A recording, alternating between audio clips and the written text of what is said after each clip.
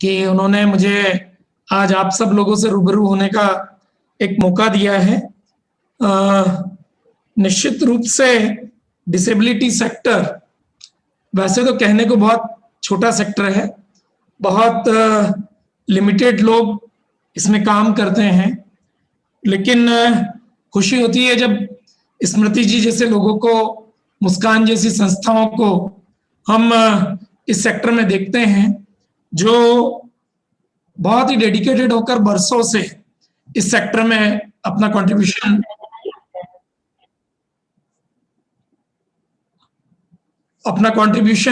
Continuously दे रही हैं। So it's really matter of pride for me कि आज इस मुस्कान के प्लेटफॉर्म के माध्यम से आप लोगों से रूबरू होने का मौका मिल रहा है। जैसा कि स्मृति जी ने कहा कि हम गवर्नमेंट स्कीम के बारे में आप लोगों से मैं शेयर करूं, सो मैं सबसे पहले एक बात ये कहना चाहता हूं कि जब भी हम डिसेबिलिटी सेक्टर की बात करते हैं तो मेरा ऐसा मानना है कि देयर आर 4 P's, 4 P हैं जो बहुत इंपॉर्टेंट 4 पिलर्स हैं इस डिसेबिलिटी सेक्टर के। पहला P है person with disability, second P है parents, third P professionals and fourth P is a policy maker. और मुझे इस बात की खुशी है कि हम कहीं ना कहीं मैं इनमें से 3 रोल तो स्वयं प्ले कर रहा हूं, और being a parent of PWD member उनकी भी प्रॉब्लम्स को समझ पाता हूं।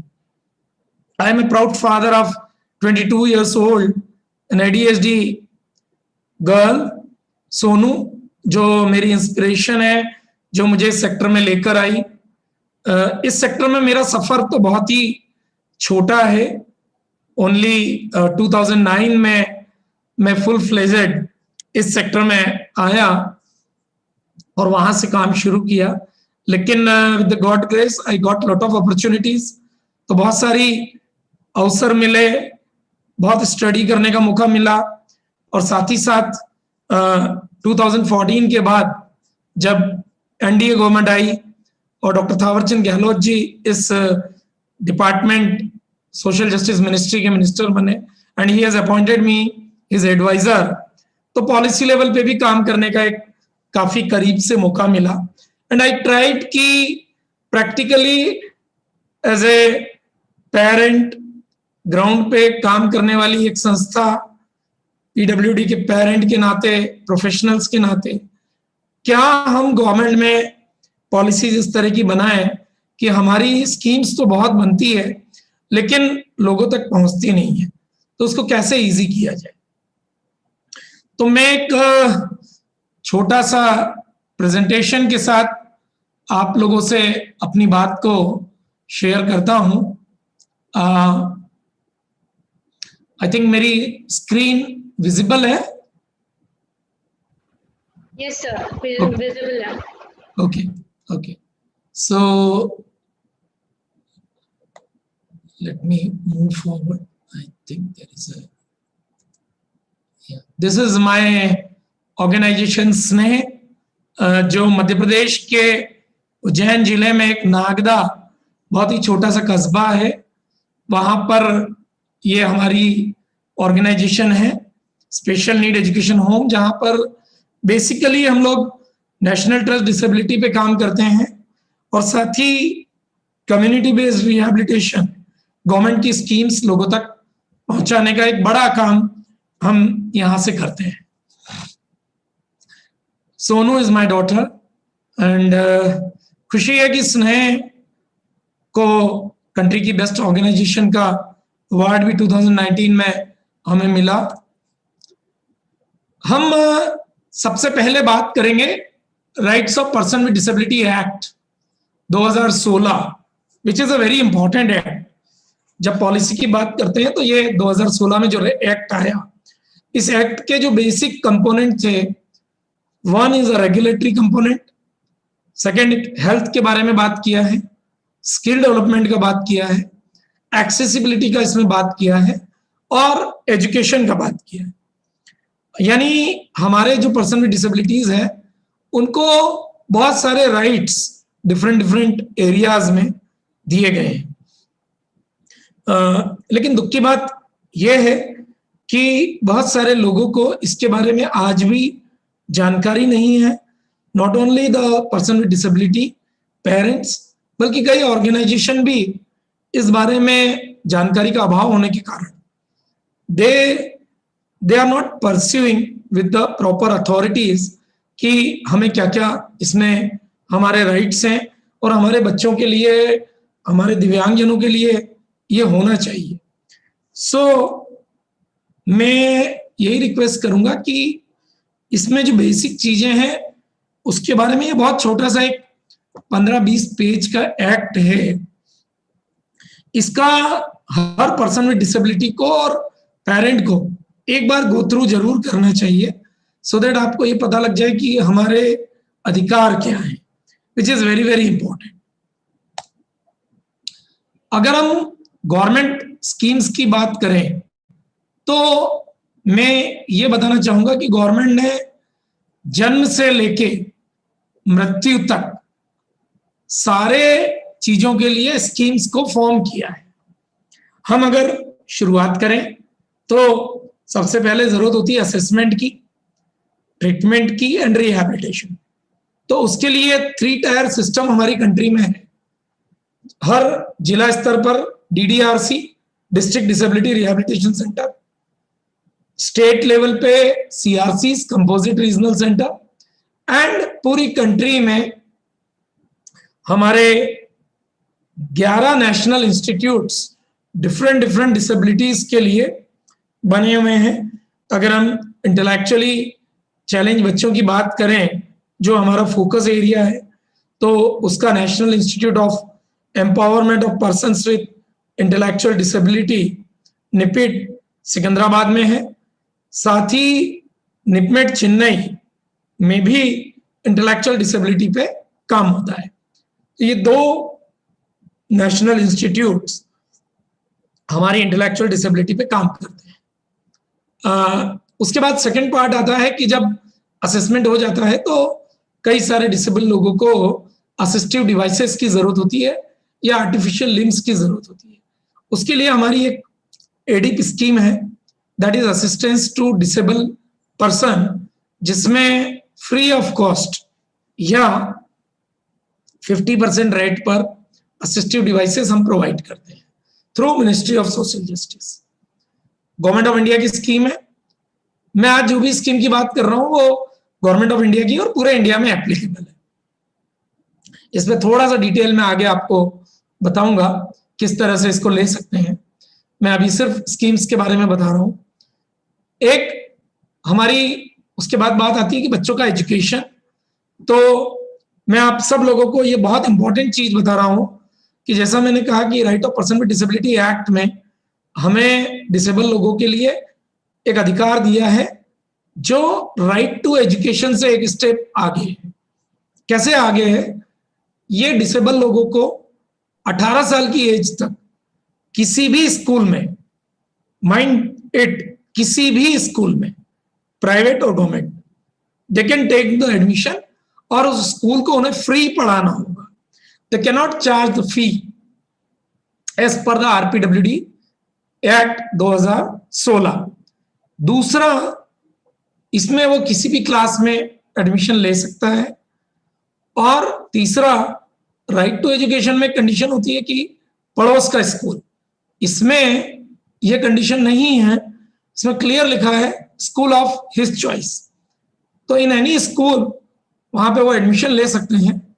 एक चीज और बताना चाहूंगा कि right to education is not applicable on the institution run by the minorities organisation. Like अगर कोई मिशनरी की ऑर्गेनाइजेशन स्कूल है, वहां राइट टू एजुकेशन एप्लीकेबल नहीं है, लेकिन हमारा पर्सन विद डिसेबिलिटी एक्ट वहां भी एप्लीकेबल है और इसलिए उन्हें भी डिसेबल लोगों को फ्री एडमिशन देना होगा एंड प्रायोरिटी एडमिशन। उसके बाद जब बच्चा बड़ा होगा तो उसको प्री मैट्रिक, पोस्ट मैट्रिक और इवन फॉरेन में जाकर पढ़ने तक की स्कॉलरशिप जो कि 20 लाख रुपए साल तक है, वो भी देने का provision ministry of social justice द्वारा है। ऑनलाइन एप्लीकेशन होती है और वो फैसिलिटी उसको मिल सकती है। एग्जाम्स के अंदर राइटर और एक्स्ट्रा टाइम की फैसिलिटी, आईआईटीज में फिजिकली हैंडीकैप्ड के लिए कोई फी नहीं है, ट्रेन फेयर्स में कंसेशन, गवर्नमेंट जॉब्स में 4% रिजर्वेशन, पहले 3% था, अब 4% कर दिया गया है, और 4% रिजर्वेशन में 1% इंटेलेक्चुअली चैलेंज का भी है। फिर reservation in allocation of land, housing and shops, अगर कोई म्युनिसिपल कॉरपोरेशन या म्युनिसिपल काउंसिल कोई शॉप बनाती है, हाउसिंग बोर्ड कोई मकान बनाते हैं, तो हमारे चैलेंज बच्चों के लिए उसमें 5% रिजर्वेशन है। स्किल डेवलपमेंट ट्रेनिंग प्रोग्राम उनके लिए है। बिजनेस लोन एनएचएफडीसी के द्वारा सब्सिडाइज रेट ऑफ इंटरेस्ट पर अवेलेबल है, और हेल्थ इंश्योरेंस स्कीम्स जिसमें निरामय और आयुष्मान भारत दोनों शामिल है, ये भी हमारे चैलेंज बच्चों के लिए अवेलेबल है। अब देखिए, अगर कोई भी गवर्नमेंट स्कीम का बेनिफिट अगर आपको लेना है तो ये बेसिक डॉक्यूमेंट्स आपके पास होना चाहिए। तो ये एक एबीसीडी है, आप नई एबीसीडी याद कर लीजिए। अभी तक हमने A for apple, B for baby या बी फॉर बॉल सीखा था। जब हम डिसेबिलिटी में आते हैं तो हमें ये एबीसीडी थोड़ी डिफरेंट वे में सीखना होगी।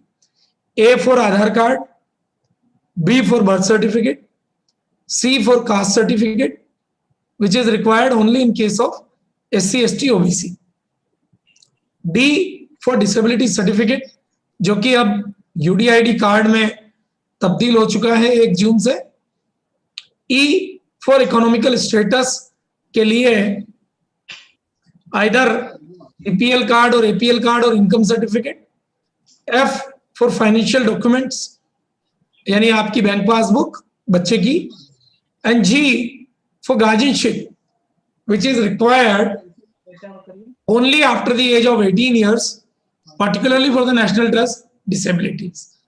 So, कोई भी गवर्नमेंट स्कीम लेना है, ये डॉक्यूमेंट्स आपको रेडी रखना है ताकि आप डॉक्यूमेंट के कारण कहीं कोई दिक्कत फेस ना करें।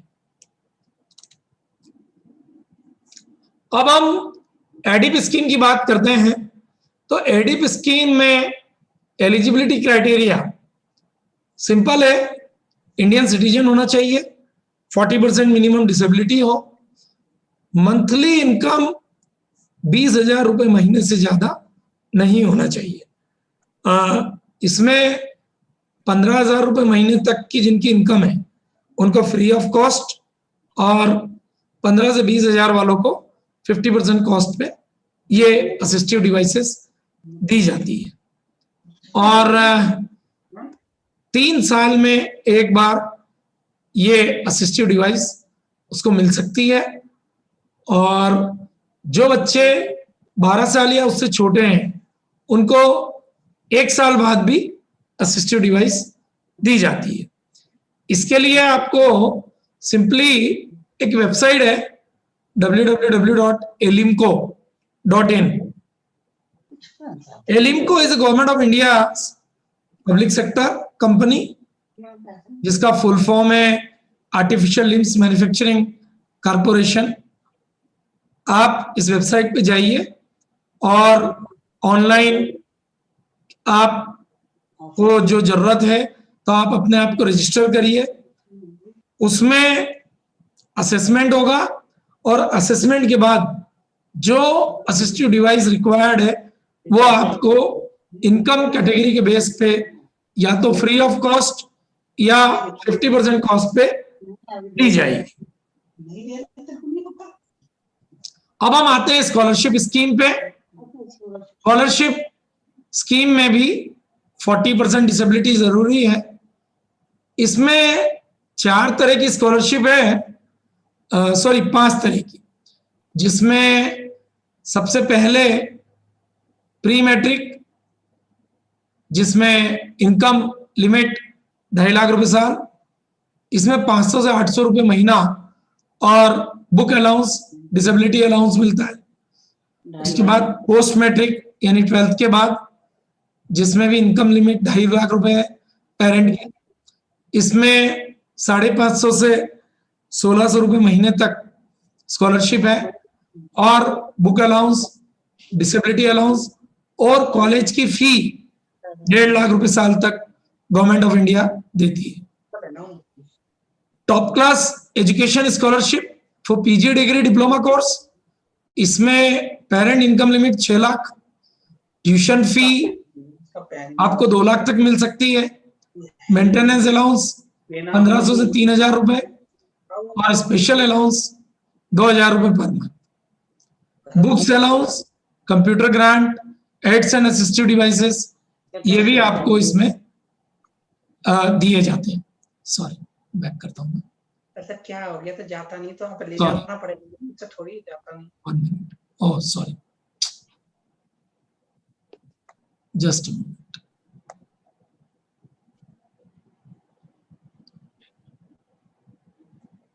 तो हमने वो बनाया तो फिर इसका आईडी प्रूफ क्या है? कुछ तो होगा इसका आईडी प्रूफ बनाया हमने, क्योंकि हमें बैंक पास। सो ये आपकी स्कॉलरशिप स्कीम्स। इसके बाद एक नेशनल फेलोशिप स्कॉलरशिप स्कीम है, जिसमें फेलोशिप के लिए 25,000 रुपए पर मंथ तक स्टाइपेंड दिया जाता है और स्पेशल अलाउंस। मैं रिक्वेस्ट की किसी का माइक ऑन है, प्लीज म्यूट कर दें। उसके बाद एक हमारी नेशनल ओवरसीज स्कॉलरशिप स्कीम है, जिसमें भी इनकम लिमिट 6 लाख रुपए है और फॉरेन जाके स्टडी करने के लिए $10,000 to $15,000 पर एनम दिया जाता है। साथ में visa, tuition fee, air ticket, contingencies, ये सब भी पे किया जाता है। इन सब के लिए गवर्नमेंट ऑफ इंडिया की एक वेबसाइट है scholarships.gov.in, आप उस पर जाएं और अपने आप को रजिस्टर करें। उसके बाद जिस इंस्टीट्यूट में एडमिशन लिया है उनको कहें कि वो आपका भरा हुआ फॉर्म उन्हें अप्रूव करना होता है, फी वगैरह ये सब, और उसके बाद मिनिस्ट्री को जाता है ये, और वहां से सीधे बैंक अकाउंट में स्कॉलरशिप मिलती है। एक हमारी health insurance scheme national trust की, जो इंटेलेक्चुअली चैलेंज बच्चों के लिए है, which is very very important scheme, निरामय हेल्थ इंश्योरेंस, जो कंट्री की पहली ऐसी स्कीम है जिसमें नेशनल ट्रस्ट डिसेबिलिटी जो 4 तरह की है, ऑटिज्म, सीपी, इंटेलेक्चुअल डिसेबिलिटी और मल्टीपल डिसेबल, उनको 1 लाख रुपए तक का हेल्थ इंश्योरेंस देती है। और इस स्कीम में 30,000 रुपए का ओपीडी कवरेज यानी बिना भर्ती हुए कवरेज भी है, थेरेपी का 10,000 रुपए का कवरेज है। इस स्कीम की खास बात यह है, इसमें न तो इनकम का बंधन है, न कास्ट का, न एज का। कोई भी एज ग्रुप, कोई भी कास्ट, कोई भी इनकम ग्रुप इसमें ऐड हो सकता है। इसका पंजीयन नेशनल ट्रस्ट की रजिस्टर्ड ऑर्गेनाइजेशन के माध्यम से होगा, जहां उसकी लिस्ट नेशनल ट्रस्ट की वेबसाइट पे है। आप अपनी स्टेट सिलेक्ट करके आपकी नियरेस्ट ऑर्गेनाइजेशन देख लें और वहां जाके अपने बच्चे का, अगर वो 4 कैटेगरी में आता है, तो इसमें पंजीयन करा लें। ये रिएम्बर्समेंट पॉलिसी है, आपको पहले खर्च करना होता है और फिर क्लेम लगाकर आपको पैसा मिल जाता है। लास्ट ईयर 16,000 क्लेम इसमें सेटल हुए और लगभग 12 करोड़ रुपया भारत सरकार ने पे किया है। इसमें प्री एग्जिस्टिंग डिजीज कवर होती है और इसका प्रीमियम फर्स्ट टाइम जब आप रजिस्टर करेंगे तो APL के लिए 500 रुपया और बिलो पॉवर्टी लाइन के लिए 250 रुपया, और उसके बाद रिन्यूअल पे जो APL है उनका 250 और जो BPL है उनका मात्र 50 रुपये लिया जाता है। ये साल भर में कभी भी आप रजिस्ट्रेशन करा सकते हैं। एक बार जब आप एनरोल हो गए तो पेरेंट खुद इसका रिन्यूअल घर बैठकर ऑनलाइन कर सकता है। तो ये फैसिलिटी भी इसमें हमने शुरू कर दी है इस साल से कि पेरेंट खुद अपना रिन्यूअल कर ले, and it is a very good scheme. एक आयुष्मान भारत है, इसमें 5 लाख रुपए तक का कवरेज है और सारे डिसेबल्ड इसमें कवर्ड है। इसमें लेकिन कंडीशन है कि जब एडमिट होंगे तो ही कैशलेस फैसिलिटी एम्पेनल्ड हॉस्पिटल में मिलती है, बाकी हॉस्पिटल में नहीं मिलेगी। निरामय में ऐसा है कि इवन आप किसी क्लिनिक पे भी जाएंगे, डॉक्टर को दिखाया, कोई चेकअप किया, कोई टेस्ट किए, वो सारा पैसा भी आपको मिल जाएगा। लेकिन आयुष्मान भारत में एम्पेनल्ड हॉस्पिटल में एडमिट होना मैंडेटरी है और इसमें रिस्क कवरेज 5 लाख रुपए तक का होता है। ये हर स्टेट टू स्टेट इसमें अलग अलग वेरिएशन है, क्योंकि इसके अंदर 60% प्रीमियम का पैसा सेंट्रल गवर्नमेंट और 40% स्टेट गवर्नमेंट देती है। तो ये रन इसको स्टेट गवर्नमेंट ही करती है। एक financial assistance under national fund scheme, एक हमारी नेशनल फंड की स्कीम है, उसमें हम 3 चीजों के लिए फाइनेंशियल असिस्टेंस सेंट्रल गवर्नमेंट की ओर से दी जाती है। एक, जो हाई सपोर्ट नीड का बच्चा है उसको अगर कोई असिस्टिव डिवाइस चाहिए तो 1 लाख रुपए तक का वो असिस्टिव डिवाइस इस स्कीम के तहत मेडिकल बोर्ड के द्वारा रिकमेंड करने पर मिल जाएगा।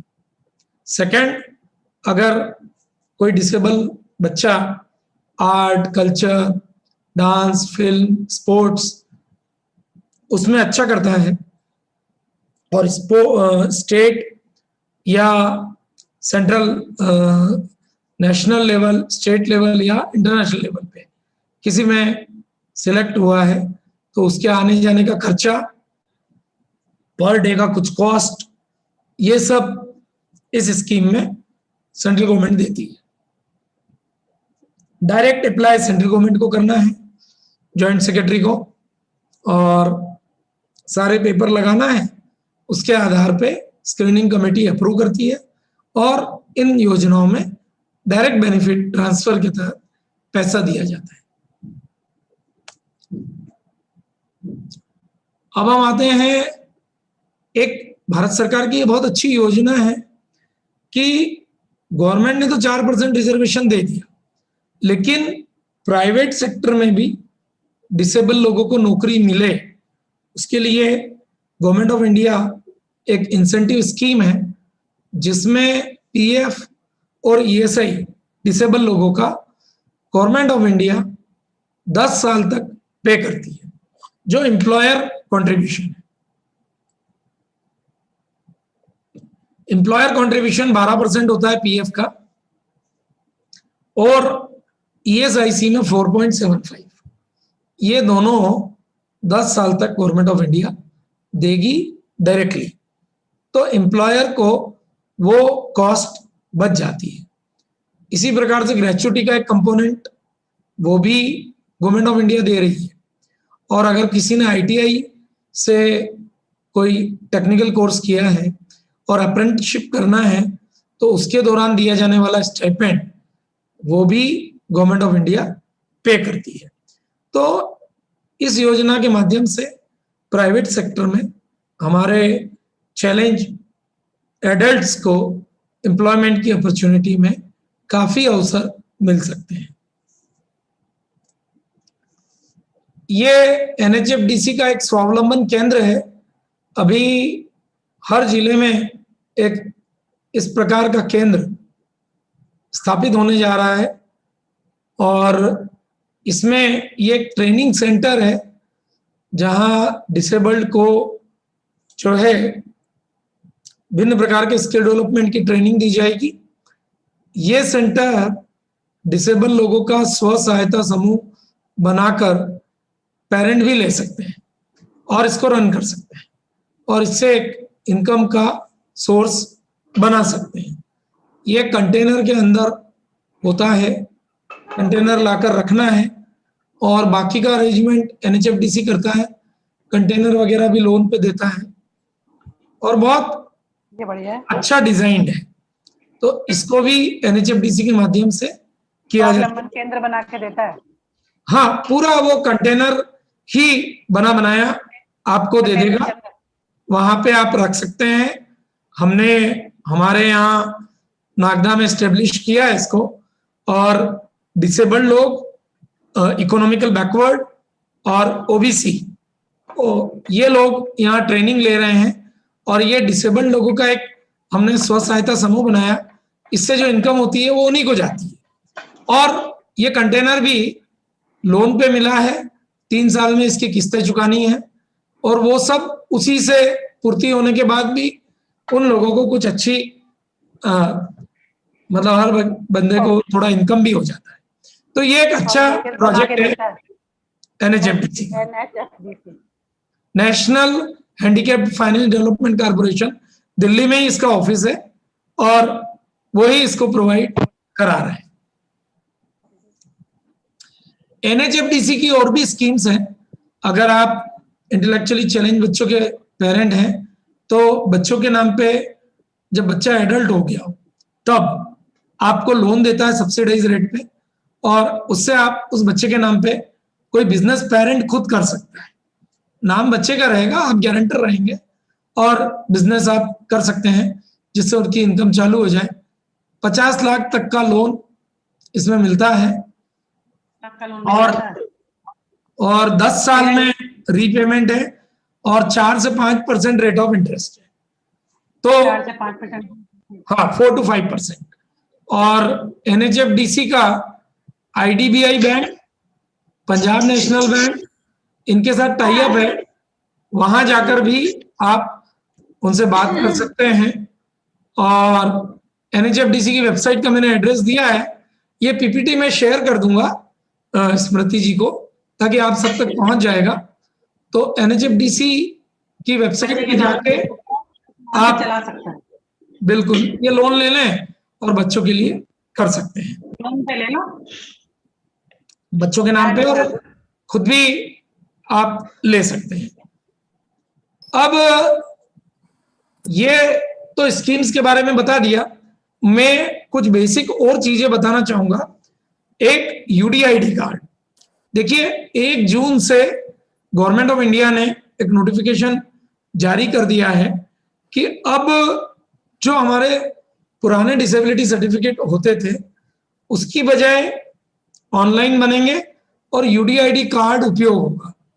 उसके लिए आपको पेरेंट को यह करना है कि अगर ऑलरेडी आपके पास डिसेबिलिटी सर्टिफिकेट है तो आप एक पोर्टल है swavalambancard.gov.in, आप अगर गूगल में यूडीआईडी कार्ड भी करेंगे तो पोर्टल ओपन हो जाएगा।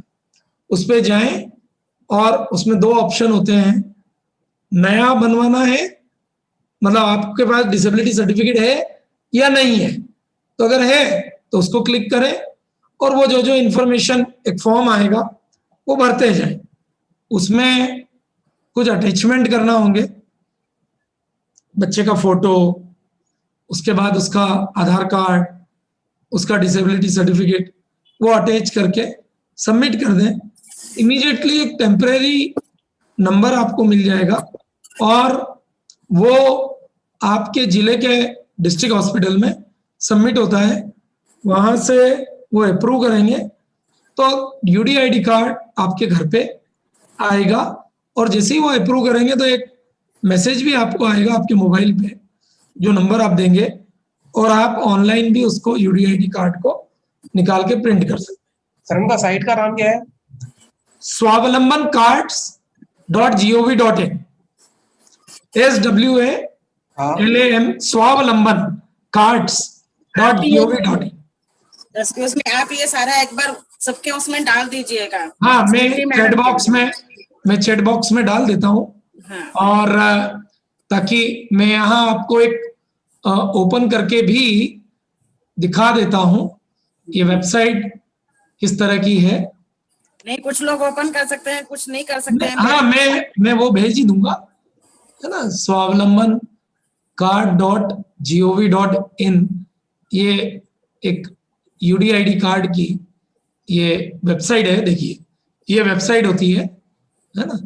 तो यहाँ पे हमको जाना है और इसमें आपकी ये प्रेजेंटेशन दिख रही है, वेबसाइट नहीं दिख रही। ओ 1 मिनट, सॉरी, जस्ट मैं उसको बंद कर देता हूँ।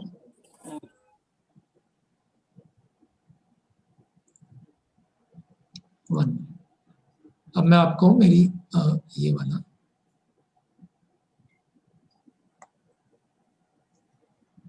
आई थिंक नाउ अब आप लोग देख पा रहे होंगे, राइट? अभी दिख रहा है? हाँ जी दिख रहा है। या सो ये यूनिक डिसेबिलिटी आइडेंटिटी कार्ड का वेबसाइट है। इस पे जब हम जाएंगे तो ये देखिए, apply for disability certificate and UDID card, right? ये यहाँ पर जब हम क्लिक करेंगे तो ये इस तरह का ये ऐसा आएगा। तो आपको यहाँ पे फॉर्म भरते चले जाना है और सबमिट करना है। तो इस वेबसाइट पे जब जाएंगे बड़ा यूजर फ्रेंडली है, कोई दिक्कत नहीं आएगी। आने वाले समय में गवर्नमेंट की सारी स्कीम्स आपको इसी से मिलने वाली है। अच्छा, ठीक ये है? इस पे डॉक्यूमेंट्स वगैरह अटैच करना हो? हाँ, 3 डॉक्यूमेंट है। एक बच्चे का फोटो स्कैन करके रखिए, एक उसका डिसेबिलिटी सर्टिफिकेट और एक आधार कार्ड। अच्छा, ये आपको इस पे अटैच करना है। डिसेबिलिटी सर्टिफिकेट, फोटो और आधार कार्ड। यस। और किसी के पास अगर डिसेबिलिटी सर्टिफिकेट ना हो तो वो यहाँ पे देखिए, जब हम ये मैं आपको शुरू में दिखाता हूँ, जब आप इस पे करेंगे ना, तो ये जैसे ही क्लिक करेंगे तो ये 2 चीज पूछता है यहाँ कि क्या आपके पास डिसेबिलिटी सर्टिफिकेट है या नहीं है। नहीं है तो आपको वो ऑप्शन लेना है, तो आप फ्रेश के लिए भी अप्लाई कर सकते हैं। तो आपके पास एक मैसेज आएगा और फिर आप डिस्ट्रिक्ट हॉस्पिटल में फॉलो अप कर लें। आपको असेसमेंट के लिए बुलाएंगे और वहां असेसमेंट होके फिर ये आपके पास कार्ड और ऑनलाइन सर्टिफिकेट दोनों आ जाएंगे। और ऑनलाइन आता है, ऑफलाइन आता है सर? देखिए, एक तो ऑफलाइन जैसा आधार कार्ड है ऐसा आपके पास आएगा, बट जैसे ही जनरेट होगा वैसे ही ऑनलाइन भी आप पेपर पे भी प्रिंट आउट लेके यूज कर सकते हैं। अच्छा, वो लिंक भेजिए, हमें डाउनलोड करना होगा ना? आप डाउनलोड कर लीजिए।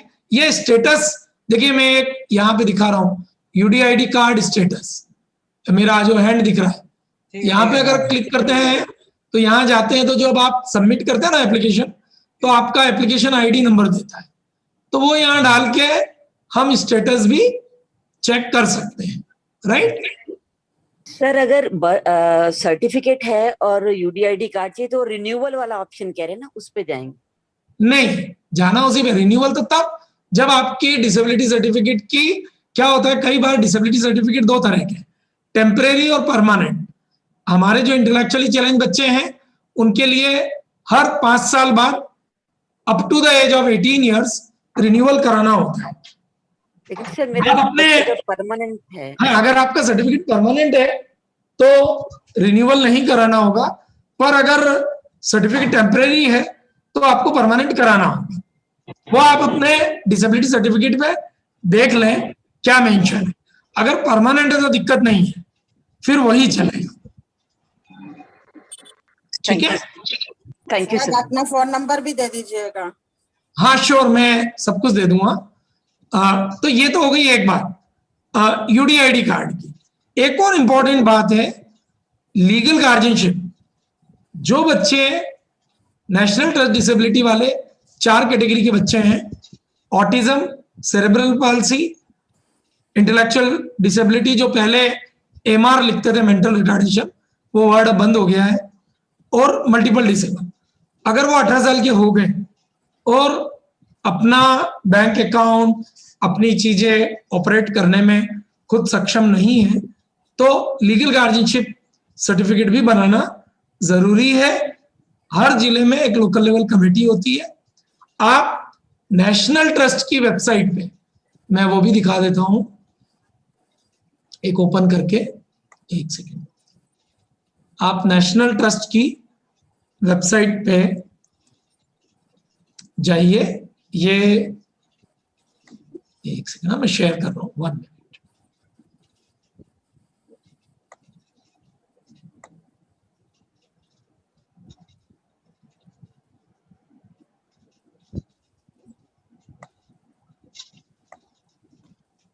thenationaltrust.gov.in, ये नेशनल ट्रस्ट का वेबसाइट है। आपको इस पे जाना है और अब आप जब इसको नीचे आएंगे तो यहाँ पे आपको ये local level committee and legal guardianship ये दिख रहा है, राइट? विजिबल है? या यहाँ Yes, हमको yes, sir. क्लिक करना है। ओके, तो देखिए ये पेज आपका खुलता है। क्लिक फॉर, अब आप यहां पे जब जाएंगे तो हम लीगल गार्जियनशिप पे, हमको इसका एक फॉर्म है, एक मिनट मैं ओपन करता हूं।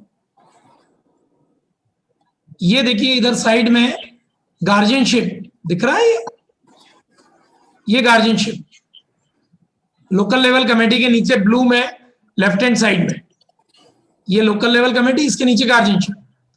इस पे क्लिक करना है तो यहां legal guardianship online application, click for legal guardianship application, right? इसको क्लिक करेंगे तो ये ऑनलाइन एप्लीकेशन आपकी आ जाएगी। सर आपसे एक सवाल पूछना है।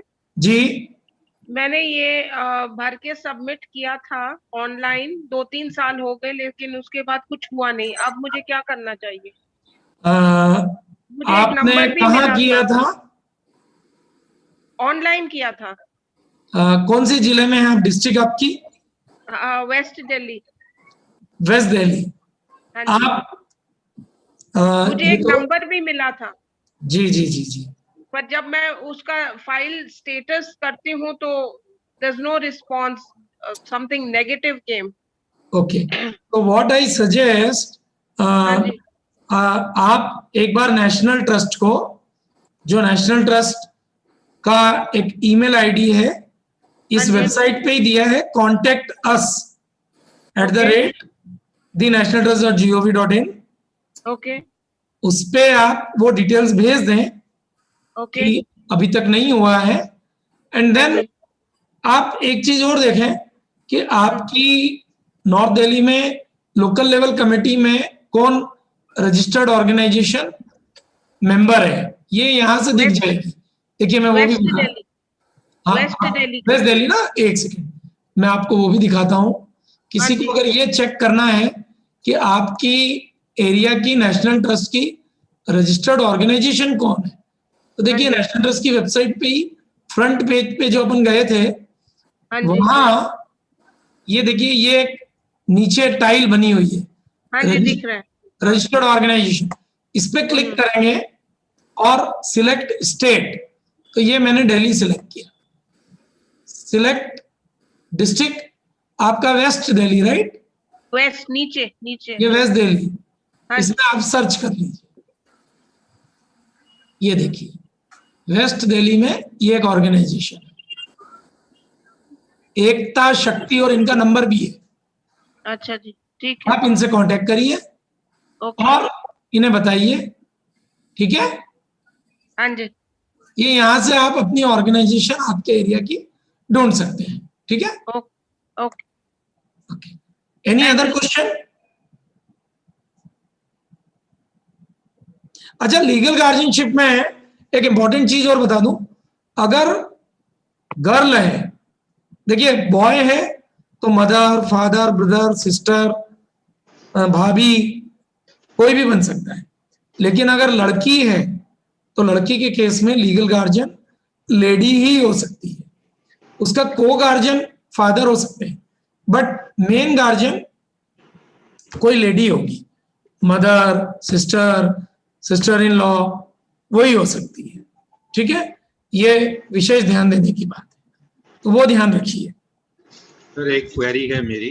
जी, thank you very much for giving such a detail and elaboration जो आप दे रहे हैं कवरेज। जैसे ये लीगल गार्जियनशिप का एज ए पेरेंट्स जब हैं जी, PWD के, जी, तो वही बनेंगे, अप्लाई करेंगे और वही मतलब लीगल गार्जियंस रहेंगे।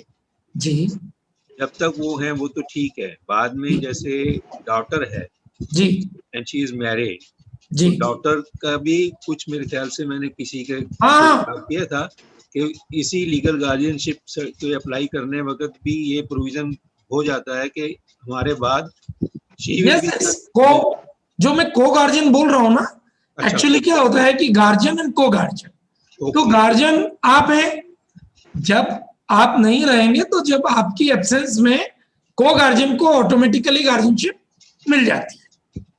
सर उसी में क्वेरी थी, जैसे मैरिड डॉटर है जी, तो पहले शायद आज से 5-6 साल पहले मैंने पता किया था, तो मैरिड डॉटर को अगर को गार्जियनशिप देनी है या वो करना है जी, तो उसके हस्बैंड का भी कंसेंट या कुछ वो कंपलसरी था या है? नहीं, ये ना वो उसी का लगेगा। देखिए, कंसेंट दो केस में लगती है। जब तक बायोलॉजिकल पेरेंट अगर उसके गार्जियन बन रहे हैं तो there is no need of any consent. Other than biological parent, suppose biological parent capable नहीं है, एज हो गया, वो चाहते हैं कि ब्रदर सिस्टर बने या कोई फ्रेंड बने या कोई और दूसरा रिलेटिव बने, तो उस रिलेटिव की कंसेंट स्टैम्प पेपर पे चाहिए कि yes he is ready to take the guardianship. दूसरा, पेरेंट के लिए एक इंपॉर्टेंट चीज ये है कि जब भी आप गार्जियनशिप का फॉर्म भरें तो आप आपके नाम की प्रॉपर्टी और बच्चे के नाम पे प्रॉपर्टी जो भी है वो उसमें मेंशन करें। उसका रीजन क्या है कि जब हम नहीं रहेंगे तो क्या होता है, हमारे नाम पे क्या प्रॉपर्टी है ये पता नहीं लगता गवर्नमेंट को, और अगर कोई ब्रदर सिस्टर उसमें उसका मिसयूज करना चाहता है तो वो नहीं कर पाएगा। अगर आपने डिक्लेयर कर दिया है तो जो भी इस बच्चे के राइट्स हैं as per Hindu undivided family act की इक्वल शेयर उसको मिलेगा। एक और बात क्लियर कर दूं कि बच्चे की डेथ के बाद कोई वो प्रॉपर्टी गवर्नमेंट के पास नहीं जाएगी, अगेन वो प्रॉपर्टी जो उस बच्चे के लीगल हायर्स ब्रदर सिस्टर हैं उन्हीं के पास जाएगी, गवर्नमेंट के पास कुछ नहीं जाएगा। वो तो सिर्फ उसके मेंटेनेंस के लिए, उसके देखभाल के लिए उस प्रॉपर्टी का हम यूज कर सकते हैं। सर मेरा एक क्वेश्चन था कि फैमिली पेंशन्स, जैसे मैं गवर्नमेंट सर्वेंट हूँ, मेरे हस्बैंड गवर्नमेंट सर्वेंट हैं, रिटायर्ड हैं हम लोग, तो इंटेलेक्चुअली डिसेबल्ड के लिए फैमिली पेंशन के लिए क्या रूल्स हैं? Life time. बाकी डिसेबिलिटी में 25 इयर्स का एज लिमिटेशन है, पर आप अपने पीपीओ में जो पेंशन ऑर्डर होता है उसमें ये सब सर्टिफिकेट वगैरह लगा के अगर उसका नाम मेंशन करा देंगे तो हस्बैंड की डेथ के बाद वाइफ और वाइफ की डेथ के बाद बच्चा इंटेलेक्चुअली चले, उसको लाइफ टाइम पेंशन मिलेगी। प्रॉब्लम में क्या है कि जिस टाइम मैं रिटायर हुई तब उस टाइम हमने मेंशन नहीं किया था इसका अपनी बेटी का, और बाद में अब मेरे को प्रॉब्लम आ रही है पीपीओ में ऐड कराने में। नहीं, आप देखिए उसको क्या प्रॉब्लम है, बच्चे को इंटेलेक्चुअली डिसेबल्ड है। ठीक है, इंटेलेक्चुअली डिसेबल ऐड हो सकता है क्योंकि नेशनल ट्रस्ट की डिसेबिलिटी बाय बर्थ होती है, ठीक है ना। हाँ। तो कोई ये नहीं कह सकता कि बाद में कुछ किया, आप उसको प्रॉपर वे में प्रेजेंट करिए। अगर आप सेंट्रल गवर्नमेंट में या स्टेट गवर्नमेंट में? मैं तो स्टेट गवर्नमेंट में हूँ, पर मेरे हस्बैंड सेंट्रल गवर्नमेंट में रहे हैं। तो सेंट्रल गवर्नमेंट का अगर इश्यू है और अगर वो नहीं करते हैं तो chief commissioner person with disability का ऑफिस दिल्ली में है, सीसीपीडी ऑफिस। कहाँ आप पर है? पहले Delhi CCPD, chief commissioner persons with disability, CCPD office. तो पहले आप उस ऑफिस में, कौन से आपके हस्बैंड के ऑफिस में ट्राई करिए, करस्पॉन्डेंस करिए, उनका जो रिप्लाई आता है उसको लेके सीसीपीडी ऑफिस में कंप्लेंट करिए, तो वो डेफिनेटली इसको करवा देंगे। और मैं एजुकेशन डिपार्टमेंट दिल्ली गवर्नमेंट में थी, तो मेरी भी कैसे रहेगा? आपको स्टेट डिसेबिलिटी कमिश्नर के पास जाना। सीसीपीडी सेंट्रल गवर्नमेंट का है और दिल्ली के लिए स्टेट डिसेबिलिटी कमिश्नर होता है। सर एक क्वेश्चन और था। सॉरी सर, एक मिनट, वन बाय वन। हाँ, आप पूरा कर लीजिए, बताइए। नहीं, अब जैसे मैंने अपनी एप्लीकेशन अपने स्कूल में दी, अब वो लोग मेरे पीपीओ में नहीं एंट्री कर रहे, तो कह रहे हमारे आपके पेपर्स रहेंगे स्कूल में, पर पीपीओ में नहीं जा रहे, तो बाद में तो मुश्किल आएगी ना। इसीलिए अगर वो नहीं कर रहे हैं तो आप उसका जो एप्लीकेशन आपने दिया था उसकी कॉपी लगा के जो स्टेट डिसेबिलिटी कमिश्नर का ऑफिस है वहां पे सबमिट करिए, वो फॉलो अप करवा के उसको करवाएंगे। अच्छा, एक बात और कि ये जो फैमिली पेंशन है, ये बच्चे को दोनों पेरेंट्स से मिल सकती है या एक की मिलती है? whichever is higher? I am not aware about this, मुझे चेक करना पड़ेगा। ये चेक करना पड़ेगा। Okay, thank you sir. ये तो चलो गवर्नमेंट बहुत है, मतलब कि पैसे तो बच्चों को गवर्नमेंट पेंशन दोनों की मिली है, उसके बाद एनी अदर क्वेश्चन अगर किसी का है तो आप वन बाय वन। जैसे आपने ये फैमिली पेंशन का, please Smriti ji, I think hand raise करवा लीजिए और वन बाय वन करवा लीजिए। सब म्यूट रखिए, आप तो एक एक करके हम या स्मृति जी आप नाम बोलते जाए तो मैं रिप्लाई कर दूंगा, इजी, सबको सुनाई देगा। यहाँ से हैंड हुआ है, ऐसे करने से नहीं, यहाँ से। ये मीना बत्रा जी ने हैंड रेस किया है। मीना जी बोलिए। सर जैसे आपने सेंट्रल गवर्नमेंट का और स्टेट गवर्नमेंट का बताया, but I am working in corporation. Corporation किसका है? North Delhi municipal corporation, which is also a state government autonomous body, I suppose. अच्छा सर, हाँ, कॉर्पोरेशन जो है it is under the state government का ही होता है। जितना भी कॉर्पोरेशंस इस तरह के हैं तो definitely it is a state government under the purview of the state government. अच्छा, थैंक यू सर। समीर जी या मिस्टर समीर? समीर के नाम से जिन्होंने हैंड रेस किया है वो प्लीज अनम्यूट करके अपना क्वेश्चन पूछ सकते हैं। हाँ, आप बोलो। मेरे हस्बैंड ने तो प्रेसिडेंट उनका मैंने जॉब किया था, मेरे हस्बैंड की डेथ हो गई थी, तो उसके बाद में मैं पीओ ऑफिस में थी, पे एंड अकाउंट्स ऑफिस में, सेंट्रल गवर्नमेंट में हस्बैंड की। फिर मैं भी रिटायर हो गई 12 में। तो मेरे पीपीओ में मतलब एक जगह लिखा है कि आप मेरे बाद समीर को पेंशन मिलेगी जी, वो डिसेबल है, और पर क्या मेरी और हस्बैंड की दोनों की मिलेगी? तब तो मैंने बताया उसके बारे में मुझे आइडिया नहीं है, I will have to check, but अभी मैं उसका रिप्लाई नहीं कर पाऊंगा। अच्छा, क्योंकि मैं पे एंड अकाउंट्स में, चलिए ठीक है, मैं फिर पे एंड अकाउंट्स में ही थे हम जी। तब तो वो लोग कहते थे कि कुछ परसेंट डिसाइड होगी मेरे बाद, तो वो मिलेगी, दोनों की तो मिलेगी, पर वो इतनी नहीं मिलेगी, मतलब वो मुझे I will have to check, I am not aware. चलिए ठीक है, यही जी। चंदन जी चावला। हाँ जी sir, I wanted to ask you कि अगर बच्चे के नाम, पर्सन के नाम प्रॉपर्टी होए and you know after both the parents have passed away, what happens to the property? वो because बच्चा person, disabled person तो cannot look after the property ना? That is why yeah, I got your question. That is why the legal guardianship is very, very important. So when you make the legal guardian, you appoint the co-guardian also. Now when you are appointing a co-guardian, like it may be your daughter or other son or whatever, right?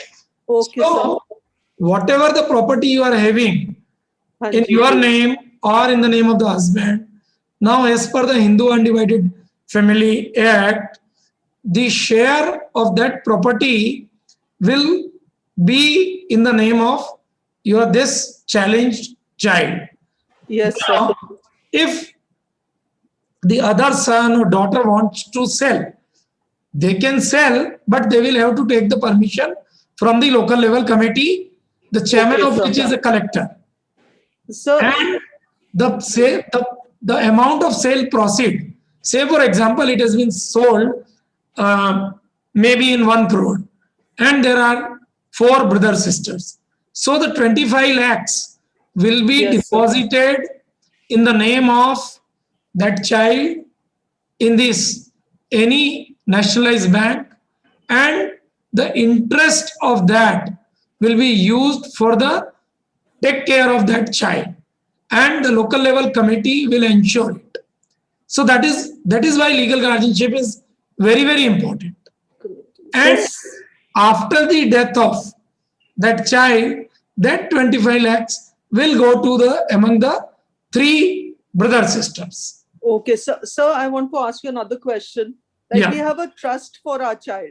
Okay. So, usme kya hota? What happens to the property and the money that is in that trust? See, whosoever will be the trustee. So, right now, trustee is the parents. We are more worried about after us, what then happens. you have to appoint some other trustees also who can take care of your child. Okay, sir. Maybe other family member or friends, or even, see, in that case, if you feel that a specific organization can also take care, so you can appoint the legal guardian to that organization also. Okay, sir. Thank you so much. Thank you, sir. That clears it quite a bit. Thank you, ji. Thank you. Madhu Bhatia ji.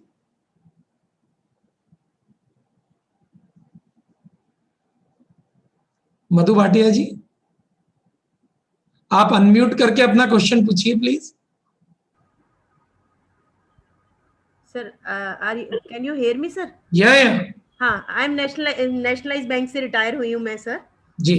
तो मैंने bank में लिखा था इसके लिए pension जो मुझे आ रही है, उसके बाद उन्होंने कहा हमारे लिए कोई प्रोविजन नहीं है. 2-3 बार मैंने लेटर्स लिखे थे, मना कर दिया उन्होंने. No, there is a clear-cut circular of the DOPT for all central government employees. Because it is a circular of DOPT, it is applicable. If they have written such letter, you please approach to the Chief Commissioner, Person with Disabilities Office, and give them. They will definitely take it up, and it will be added. There is a circular.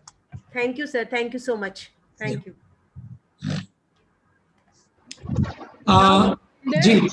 Yeah, you can ask the question.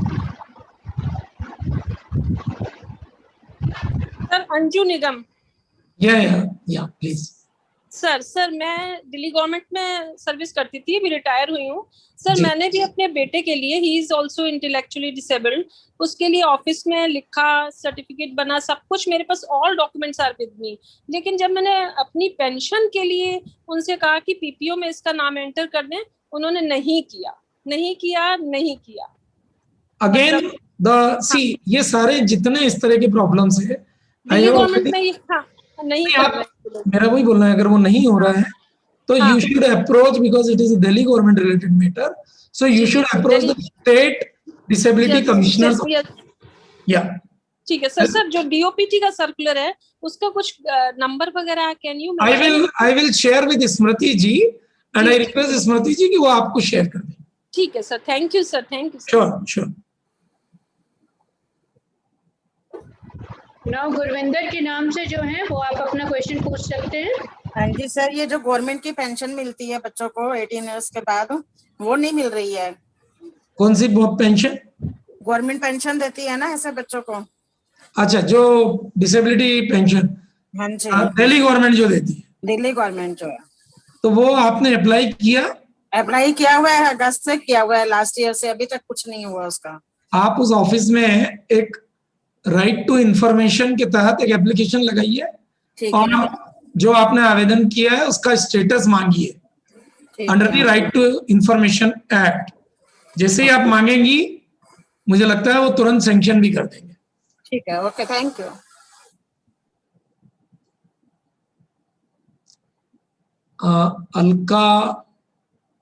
Alka ji. जी sir. जी sir, मेरा question ये है कि ये जो government की pension आती है, गवर्नमेंट एम्प्लॉय के जो बच्चे होते हैं पर्सन ऑफ डिसेबिलिटी, क्या उनके लिए ये पेंशन मिलती है? क्योंकि कई बार हमने फॉर्म भरा था तो हमें ये बोला गया कि बिलो ये जो मंथली आपने इनकम बताया था 15,000 ये उनका सर्टिफिकेट लगने के बाद ही पेंशन मिलती है। ये स्टेट टू, देखिए ये क्या है, हर स्टेट का अलग अलग रूल है, लेकिन Madhya Pradesh national trust disability के लिए कोई इनकम लिमिट नहीं है, सबको देते हैं वो। लेकिन मुझे नहीं पता दिल्ली का रूल, आई थिंक स्मृति जी को ज्यादा पता होगा कि वहां पेंशन सबको मिलती है या कोई इनकम सीलिंग की हुई है। आई am not aware about the Delhi government rules. But sir मैंने 2-3 बार अप्लाई किया था, लेकिन उन्होंने बोला कि इनकम सर्टिफिकेट लगाइए। हाँ, तो अगर हम गवर्नमेंट का लगाते हैं तो वो कैंसिल कर देते हैं फॉर्म को। हाँ, तो वो एक आपकी अगर इनकम एक सर्टेन सीलिंग से ज्यादा है तो फिर पेंशन नहीं देते होंगे वहां।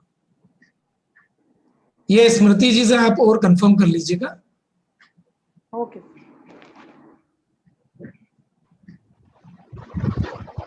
और किसी को पूछना है किसी चीज के बारे में? UDID, Niramaya and all that. एक चीज पूछनी थी जी सर। जैसे मान लीजिए मैं लीगल गार्जियन बन जाती हूँ अपनी डॉटर की जी, तो उसकी जो इनकम होती है, क्या जैसे मैं टैक्स पेयर हूँ तो क्या वो मेरी इनकम में तो उसका कुछ इफेक्ट नहीं होगा? कुछ मर्जर ऐसा तो नहीं है? नहीं, देखिए इनकम टैक्स में भी एग्जम्पशन का एक क्लॉज है। अगर इंटेलेक्चुअली चैलेंज बच्चा है तो एग्जम्पशन तो ले रहे हैं, मींस कि उसका उस बच्चे का जैसे 18% उसकी कोई इनकम होती है तो वो तो मेरी इनकम में तो ऐड नहीं होगी ना।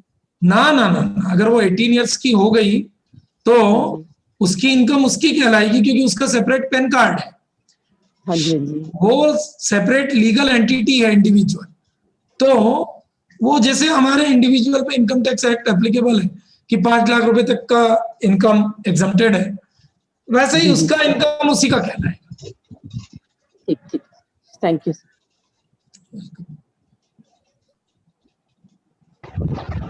यस टीएस आनंद जी, आप पूछ सकते हैं अपना सवाल। हाँ यस या जी, अपना अनम्यूट करिए माइक। आनंद जी अपना माइक अनम्यूट कर ले।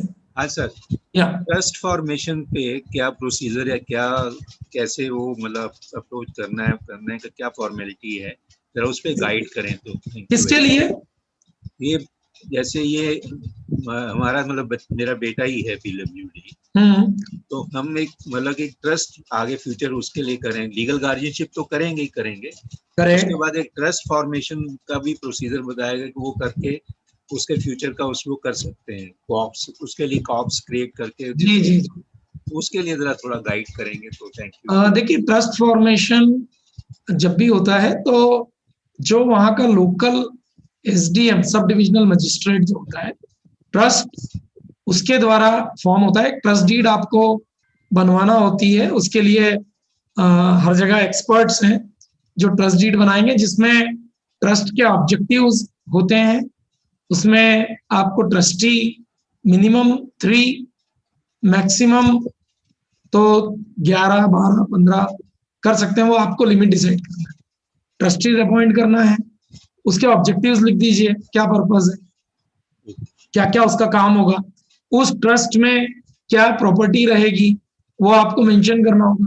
वो सब करके उसका पहले रजिस्ट्रेशन होगा, रजिस्ट्रेशन के बाद उस ट्रस्ट का आपको एक पैन कार्ड निकलवाना होगा, उसके बाद उसका एक बैंक अकाउंट खोलना होगा और उसमें कुछ लिक्विड अमाउंट डाल दीजिए और उसके बाद बस चलता रहेगा। जब ये सारी चीजें उसके लिए जरूरत होगी उस समय वो सारी ट्रस्ट की जो चीजें हैं, जो ट्रस्टी है उनका काम ये है कि जो ऑब्जेक्टिव है उसमें लिखे हुए वो फुलफिल करना। उस ट्रस्ट की एवरी ईयर रिटर्न्स SDM को सबमिट होती है कि क्या क्या किया, क्या नहीं किया, क्या प्रॉपर्टी है, अभी क्या बचा है, वो सारा प्रोसेस होता है। मतलब this is the best option, या जैसे लीगल गार्जियनशिप के साथ ही कोई विल टाइप या वो करना ज्यादा ऑप्शन बेटर है? नहीं, दो देखिए, विल भी आप कर देंगे, लेकिन आपको लीगल गार्जियन तो अपॉइंट करना ही होगा। हाँ sir, legal guardian is very important. जी, लीगल गार्जियनशिप तो किया, और उसमें हाँ, वो आपने जैसे गाइड किया को लीगल गार्जियन भी करेक्ट हो गया जी। तो उसके साथ ये trust formation is the better option, या कुछ उसी में? ऑफ कोर्स ट्रस्ट एक बेटर ऑप्शन इसलिए होता है कि ट्रस्ट में आप अपनी फैमिली के कुछ और मेंबर्स को इन्वॉल्व कर सकते हैं, उनसे कंसेंट लेके। तो क्या होता है कि जब कोई भी चीज एक ग्रुप में होती है तो वो थोड़ा pressure legal guardian individual as an individual decision लेगा, ट्रस्ट में जब जाएगा तो एज ए ग्रुप उसको डिसीजन लेगा। तो वहां पे और थोड़ा बेटर होने की संभावना रहती है, कुछ और मिसयूज होने की संभावना और कम हो जाती है। बट ये सारे जो प्रोसीजर्स हैं वो जैसे ये इसका नेशनल ट्रस्ट की साइट है, ऐसे ट्रस्ट के लिए भी कोई साइट नहीं, ऐसा सारा गाइडेंस है? दिल्ली क्योंकि ये स्टेट रिलेटेड मैटर है और स्टेट गवर्नमेंट के SDM के अंडर में आता है, तो मेरे हिसाब से दिल्ली गवर्नमेंट का जो वेबसाइट पे कहीं आप गूगल करेंगे तो trust deed, standard trust deed वगैरह आपको मॉडल ट्रस्ट डीड मिल जाना चाहिए। Okay, thank you very much.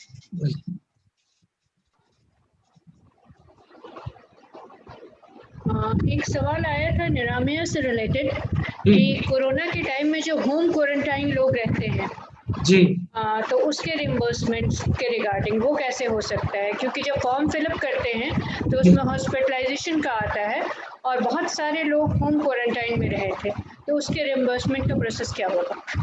Home quarantine के टाइम अगर उनकी कोई मेडिसिन चली है तो मेडिसिन का बिल लगा के रिइंबर्समेंट मिल जाएगा। उसमें भरना होता है हॉस्पिटलाइजेशन के डिटेल्स? नहीं, OPD के कैटेगरी में जाएगा। OPD में मेडिसिन 8000 का कवरेज है, अल्टरनेटिव मेडिसिन 4500 का वो है, तो अल्टरनेटिव मेडिसिन और मेडिसिन में चला जाएगा। Okay, thank you. आप सबको और किसी को भी कुछ सवाल पूछना है?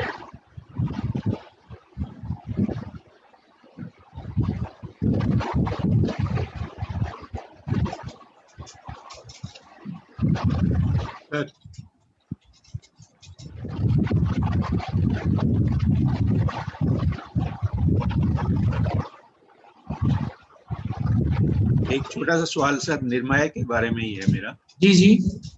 मैंने 2 साल पहले शायद अपने मुस्कान के थ्रू ही इसका ले लिया था। बैंक ने भी मैंने मतलब कि इंस्ट्रक्शन तो नहीं दिया था, तो उसमें था कि शायद ऑटोमेटिक ये रिन्यूअल का होगा और बैंक से डिडक्ट हो जाएगा, तो वो शायद हुआ नहीं। पर ये तो पर्टिकुलर 1 ईयर के लिए ही रहता है ना, पर्टिकुलर। जी जी जी, देखिए ऑटो रिन्यूअल का कोई फैसिलिटी इसमें नहीं है, तो अभी फ्रेश फिर अप्लाई करके करना पड़ेगा। आप फ्रेश अप्लाई कर दीजिए और रिन्यूअल आपको ही कराना पड़ेगा। ठीक है sir, thank you very. Yes Alka ji. Ma'am मेरा ये सवाल है सर से कि जो दिल्ली गवर्नमेंट के फ्लैट्स और ये जो शॉप्स इशू होते हैं, तो इसमें पर्सन विद डिसेबिलिटी के लिए क्या होता है? 5% रिजर्वेशन का प्रोविजन है। सपोज करो 100 यूनिट बनी है हाउसिंग की, तो 5 units they will have to have reserve for the disabled people of the various categories. तो ये 5% रिजर्वेशन है। सपोज अगर 20 दुकान है तो एक दुकान शॉप डिसेबल को रिजर्व कैटेगरी में उनको रखना पड़ेगा।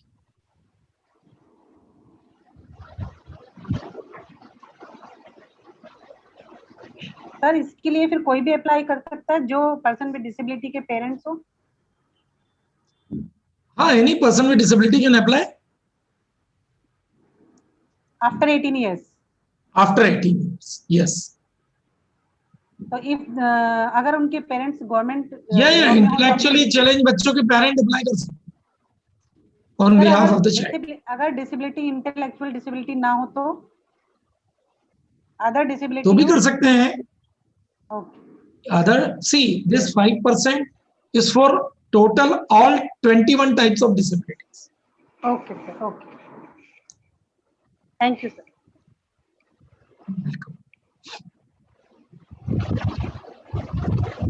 सर मेरा एक क्वेश्चन भी है.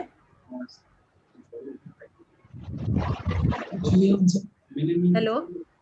हाँ जी. जी. ये लीगल गार्जियनशिप के लिए अगर हमने फॉलो करना है तो उससे पहले यूडीआईडी कार्ड होना जरूरी है?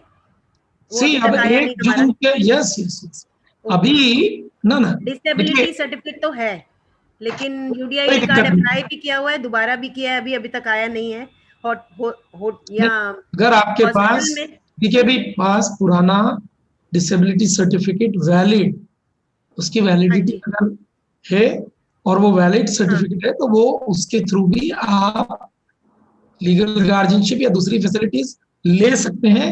अभी दोनों चीजें चालू है, लेकिन यूडीआईडी कार्ड बनवा लीजिए, क्योंकि over a period of time government का ये नोटिफिकेशन भी आएगा कि सिर्फ और सिर्फ यूडीआईडी के बेस पे ही बेनिफिट मिलेंगे. अभी दोनों पे मिलेंगे.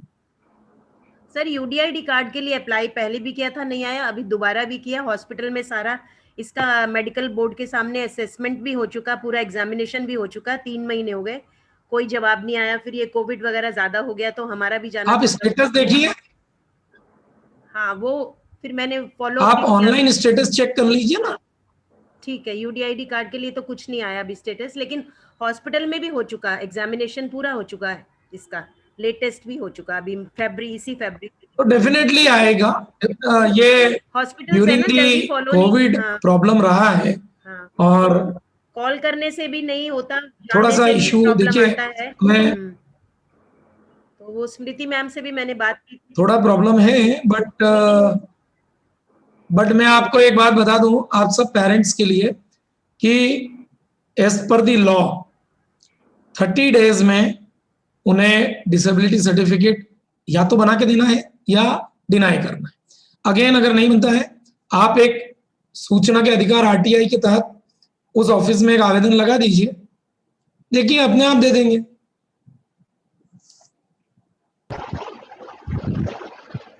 यस, पेरेंट ऑफ वैभव निगम. ये जो 5% आपने इंटेलेक्चुअल डिसेबल पर्सन के लिए बताया है रिजर्वेशन, तो उसमें कोई क्या रूल है?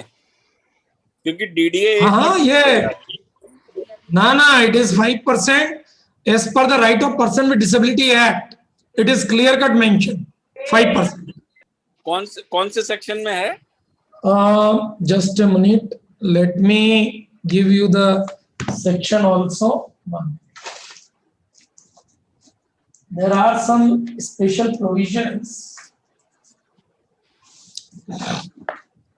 1 minute, I'm just going through the section.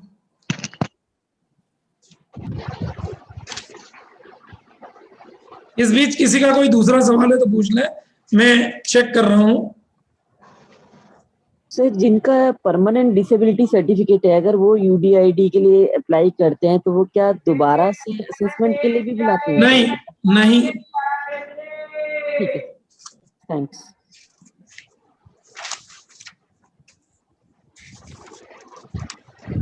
और किसी का सवाल है तो पूछ लीजिए.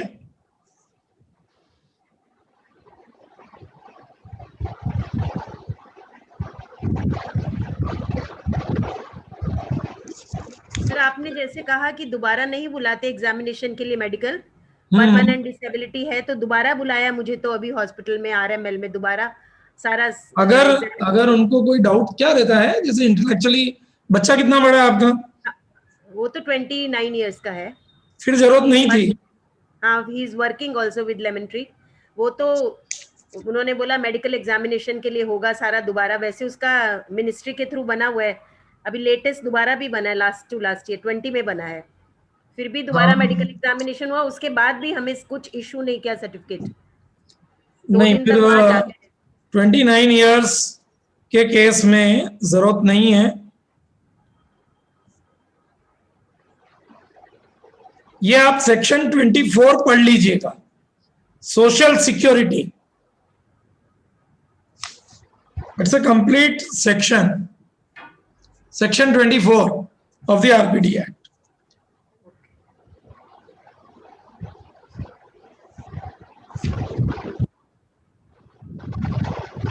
Thank you, sir. Thank you.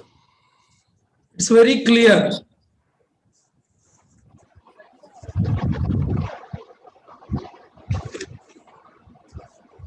Any other question?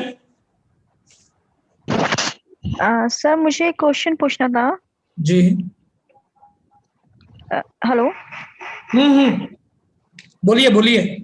Sir मुझे ये पूछना था कि बैंक में कितने परसेंट बच्चों को पेंशन मिलता है, जो डिसेबल बच्चे होते हैं उनके लिए कितना परसेंट होना चाहिए उनको? 40।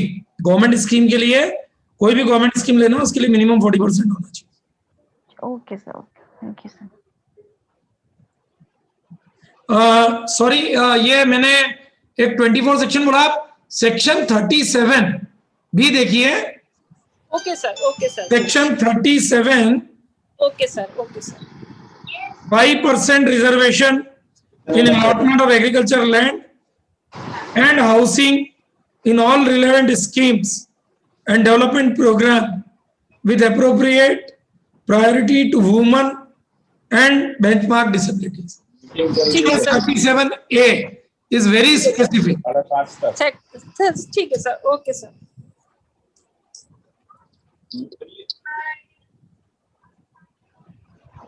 किसी और का कोई सवाल है? और कोई क्वेश्चन?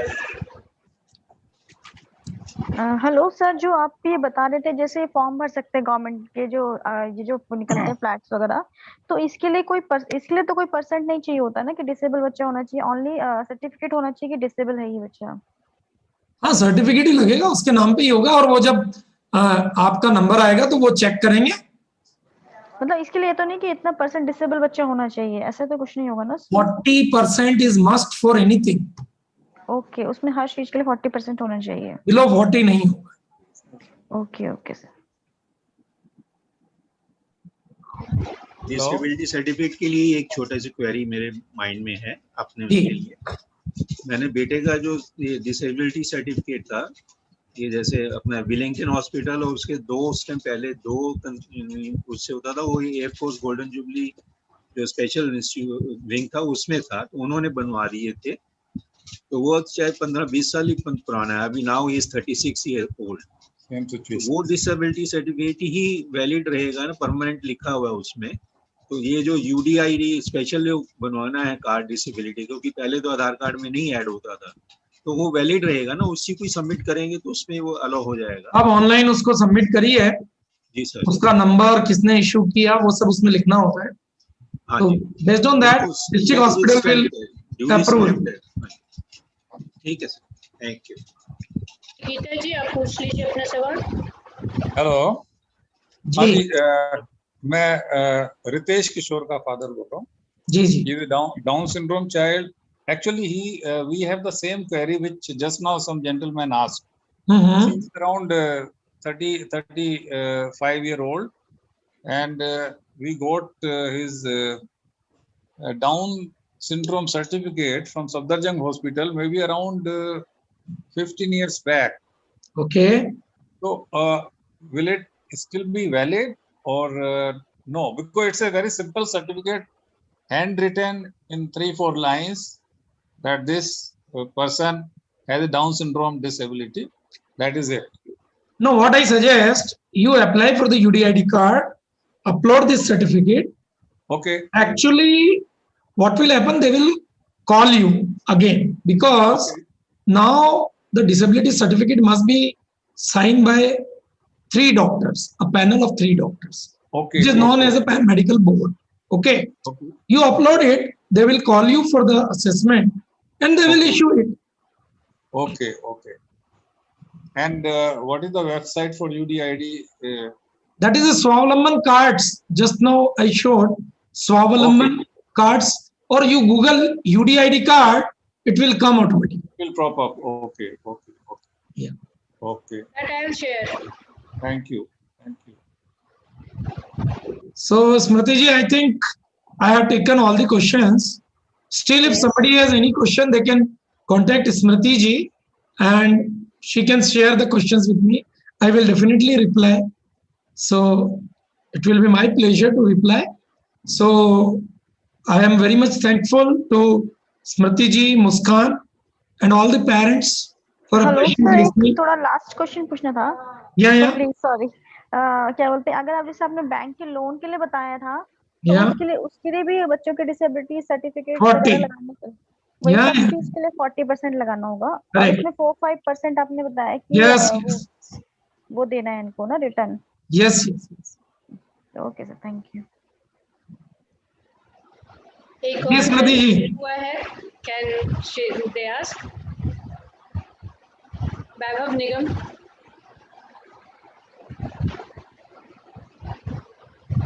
आप अपना पूछ लीजिए क्वेश्चन। अनम्यूट कर दीजिए निगम साहब अपने को। सर मुझे वो डीओपीटी वाला जो सर्कुलर है उसको भिजवा दीजिएगा स्मृति जी को। मैं स्मृति जी को भेज दूंगा। हाँ, so that I can apply to my office. Yeah sure, with that certificate. Sure, thank you sir, thank you sir. So Smriti ji, can we conclude now? Yes, I will invite Abha to give her thanks. Yes, Abha, please unmute.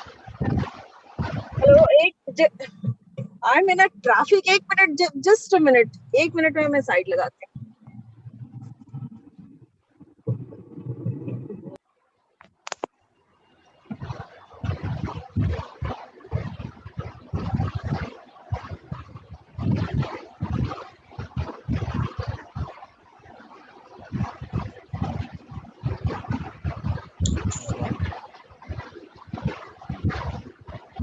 आप अपना presentation भी share कर दीजिए। Sure, मैं